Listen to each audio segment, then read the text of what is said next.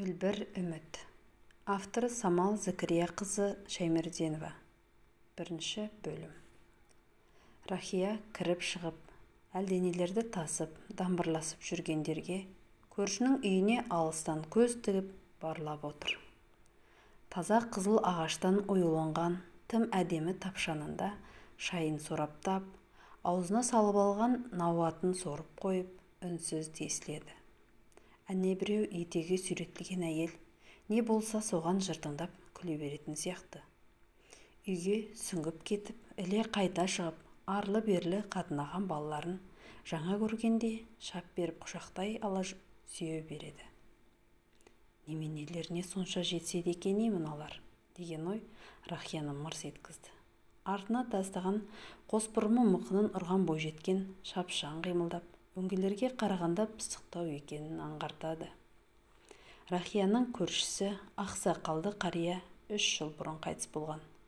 Бала деп тапқан жалғыз ұлы өлгенінде бір келіп, жегіп кеткені болмаса, әкесінің тірі кезінде қарасын көрсеткен емес. Бұлар келіп, зәулім сарай тұрғызып жатқанда, есігінің алдында күнге қыздырынып, жалғыз отыратын Мұқамбет қария. Күйеуі таңмен барып, амандасып келетін. Рахия сол шалды жақын тартпапты. Қабырғасы жантая, шатыры қотырланған жаман үйдің біреуге баспана болар, кім білген. Қаймақтап құйып алған шайын ұрттай түсіп, таңдана бақылаған күйі ұзақ отырды да, балаларын оятайын деп түрегелді. Әй тұрсаңшы, неге сонша ұйықтайсың деп, қанша кейсе де, жастығымен құлағын жауып алып, бүркене бүкшеген күйі деп ыңыранып қойып, ұлы міз бақпай жата берді. Күлгін түс қағазбен көркемделген, қымбат жиһазбен әспеттелген лашының бөлмесіне кіріп, үлкен ақ жастықта ұйықтап жатқан бармақтай қызның екі бетінен алма-кезек сүйгіштеді. Анасының мойнынан құшақтай алған ерке қызы ағасына қарағанда сергектеу екенінен хабар бергендей, ұйқысын ашып, «Әкем келді ме?» деп сұрады қиылы. «Жоқ күнім, келген жоқ, ертең бүрсігүні келетін шығар» деп, кішкентай ханшайымын құшақтаған бойы төсегінен суыра киімдерін кигізе бастады. «Білесің бе лашыным, Мұқамбет атаның үйіне адамдар көшіп келіп жатыр» деді жаңалық айтып анасы. Лашының көзі шарасынан шығып кетердей бажырая қарады. Анасы қалжыңдап отыр екен деп таңдана қарады. Анасының шынын айтып отырғанын түсіне, таңданысын жасыра алмай ішегін тартты. Түнде далаға шығуға қорқып, сол қаратамға үрейлене шұқшиятын, ішінде құбыжық жүргендей, сығырайған терезесінен қарауытқан әлденелер жүгіріп өткендей, зәресі ұшып жүретін. Сол жаман үйге біреулер келіп тұрады десе қалай сенсін?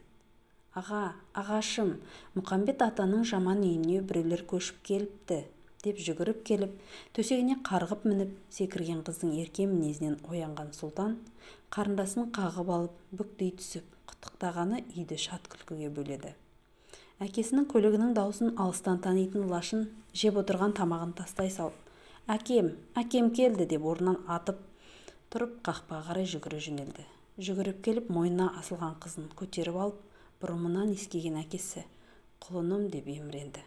Онсыз да жайып тұрған дастарханда қасық қоятын жер жоқ. Алматыға іс-сапармен кеткен күйеуі әкелген базарлықты салып, Рахия шайын қайта қайнатып келді. Күреңдеп ыстық шай құйып отыр. Талай күн көрмеген күйеуіне ұрлана көз тастап қойып, қиылып отырған байқамағансып, күйеуі қызының шашынан сипай, шайын сораптай ішеді. Әкесі әкелген ойыншықтарын қызықтап отырған ерке қыз бұл екеуінің біріне бірі ұрлана көз тастағандарынан бейхабар. Мұқамбет атаның үйіне көршілер қоныстанды деді Рахима, әлден соң әңгіме бастап. Жауап қатпастан мойнын солай қарай бұрып, көз салған күйеуі кесесін алдына қойып үнсіз отыр. «Барып амандасып қайтайық» деді әлден уақытта аузына үңіліп, сөз тосып отырған әйеліне назарында бұрмастан. Бұл сөзі ұнамаса да күйеуіне қарсы келіп, сағынышын бұзғысы келмеген Рахия үнсіз көтеріліп, түрегелген күйеуінің артынан ере берді. Жаңа ойыншықтарын қойнына тықпалай, лашын да ата-анасының соңынан ілесті. «Сен де жүр» деді әкесі сұлтанға. Құлықсыз көтерілген ұлы селдір шашын сипап қойып, басы салбырай көрші үйге бет түзеген топтың іздеріне түсті. Өздерін бетке ала келе жатқан топты байқаған қара тырбық көршісі қарсы шығып ауладан күтіп алды. «Ассалаумағалейкум» деді екі қолын соза. «Уағалейкумассалам» деп амандасқан көршілердің дамбырын естіп, бір топ бала үйден суырыла бастады. Құшағы ойыншыққа толы тұрған өзі құралпас қызды көрген сары қыз лашынның қасына жүгіріп келіп, ойыншықтарына үнсіз үңіле қарайды. «Айнаш, шай қой, қонақтар келді» деп қара тырбық көршілеріне мархабат деді. Бір қолын жүрегіне қойып, бір қолмен босағасын нұсқай. «Міне ғажап, Мұхамбет ата барда көк сасып, түңірейіп тұратын үйді енді танымайсың». Жұмыртқадай әппақ қабырғалары жарқырап тұр. Терезеге тартылған мұнтаздай тап-таза перде екі жағына қисая байланыпты. Өзінің үйіндегідей қымбат кілем төселмесе де, таза жуылған ескі төсеніштердің мына үйге осыншама жарасып тұрғанына таңдана көз салатын келіншегінің әрекетін байқап отырған күйеуі үнсіз ғана жымиып қойды. Қант пен май ғана қойылған дастарханнан тұрмай, көмбе нанды үзіп алып, ұзақ шай ішкен күйеуін жақтырмай отырғандай Рахия аңтарыла үңіледі. Күйеуінің көршілерін қонаққа шақырғаны Рахияға аса ұнаған жоқ. Осыларға бәйек болып, күнара барғыштап жүргені де көңіліне томпақ келіп, кеше ұрсысып тынды. Міне адамилықтың бейнесі. Жоққа сабыр, барға қанағат.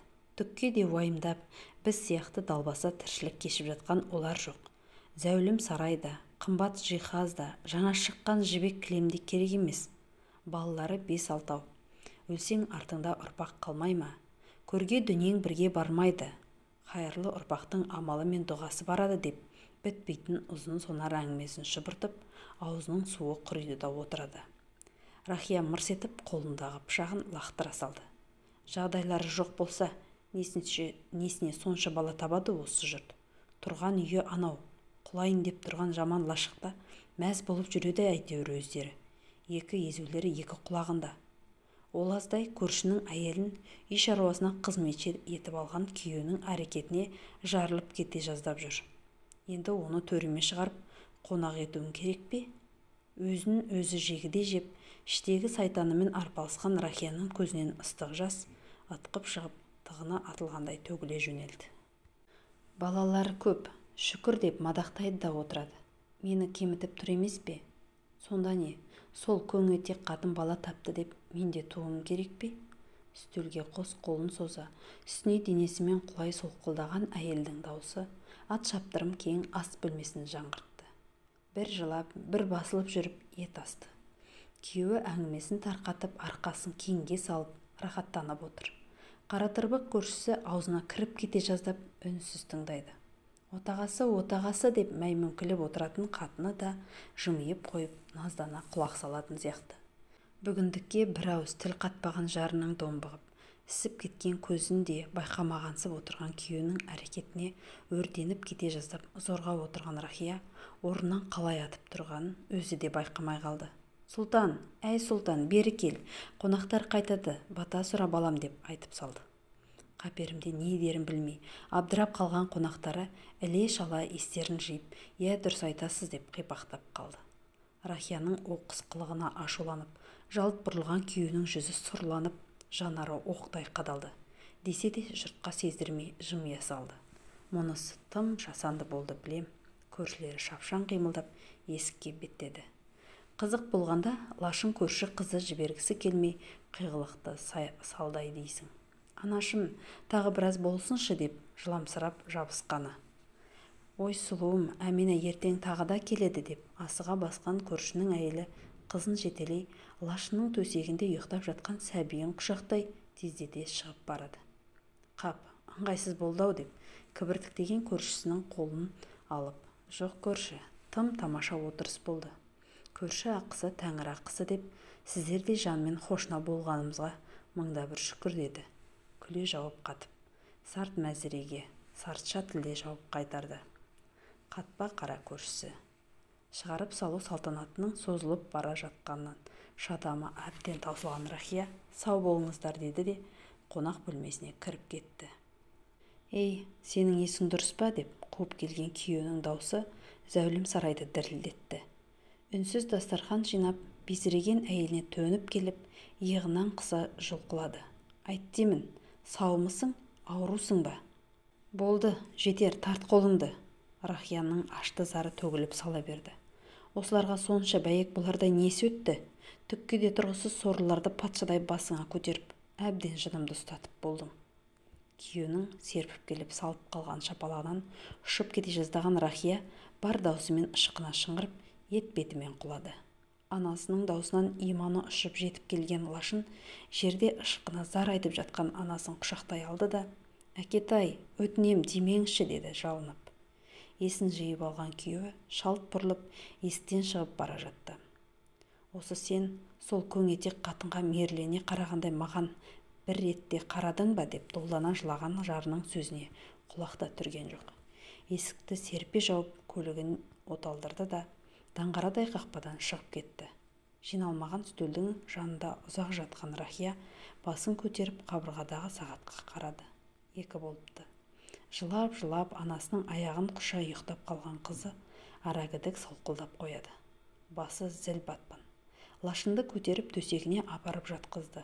Ыдыстарын жуып тұрып, күйеуін ойлады. Қайда кетті екен? Неге қайтып келмеді? Өкініші өзегін өртеп, көз жасын қайнатты. Күйеуін сағынды.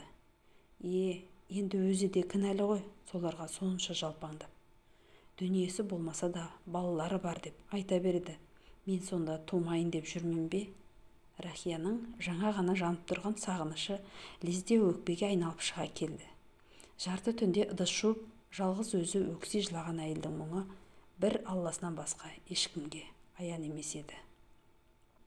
Ас бөлмедегі үстелде қос қолын бүгіп алып ұйықтап жатқан Рахия көрші әйелдің кіргенін сезер емес. Күнде таңмен келіп, үй жинап, кір жуып, аула сыпырып, бақшаны күтетін үй қызметшісі мандатын адал атқарады көршісі. Қасына келіп состиып тұрған әйел солық жатқан Рахияны көріп зәресі ұшты. «Рахия, Рахия» деймін, жұлқылай бастады. Рахия түнде басы аса қатты ауырған соң тауып ішкен дәрісінің құтысын ашық қалдырған екен. Көршіні қорқытқан да сол. Аузы арсиып жатқан бос құты. Жанұшыра айғайлады. «Әй, не болды?» Не?» Басын жұлып алған Рахия оянғанымен ештеңенің мәнін түсінер емес. Дудырап кеткен шашы жаңа түтілген жүндей үлпілдейді. Екі көзі домбығып, әбден ісіпті. Көршісінің түнімен жылағанын түсінген қызметшісі иығын Рахияның қолтығының астынан өткізіп, бөлмесіне қарай бет алды. Жаңада қақпадан кіргенде Аққожайынның көлігі жоқ екенін байқаған қызметші әйел енді міне жатын бөлмедегі төсектің бұзылмағанын көріп, үй иесінің түнде қонбағанына күмәні қалмады. Ыңырси ілбіген Рахияны төсегіне жантайта көрпесін жапты. Бір стақан мөлдір су ұсынды. Сылқылдата сіміріп жатқан Рахияның солғын тартқан жүзі мен қызарып кеткен көздері аянышын оятты. Басынан сипап қалғанын өзі де байқамай, лезде қолын тарта қойды. Суды сылқылдата жұтып жатқан Рахия қалт етіп қата қалып қызметшісіне қарады. Екі әйелдің көздері түйісе кетті. Жүзін күн торып, жел қаққан қоңырқай қызылша жүзді әйелдің жанары оттай жанып, нұрланып тұр. Әппақ, бір әжімсіз күтімі асқан үлпілдеген, тересі жалдыраған Рахияның қанталап кеткен жанары нұрсыз һәм әлсіз еді. Онысын мойындағандай, Рахияның көзі мөлтілдеп, жапырақтан құлайын деп тұрған сөк тамшысындай іркілдей қалды. Басын сипай, қолын жұлып алған қызметшісіне өкпелемес, разы болғандай жымиюға тырысты. Онсыз да іркілдеп, ернеуінен асып кете жаздап тұрған жасы күле қозғалған көзінің қиығынан да дір етіп құлап түсті де төмен қарай зырлай жөнелді. Көрші әйел Рахияны құшақтай алды. Жанын түсінетін, шерін бөлісетін адам таппай жалғызсырап жүрген Рахияның осы сәт кеудесі сыздап сала берді. Өксігін баса алмай, кеше ғана менсінбей қонақ қылуды артық көрген көңетек көрші әйелдің құшағында өксігін жеңе алмай, алқымына тығылған шерін лек-легімен өкси лақтырады.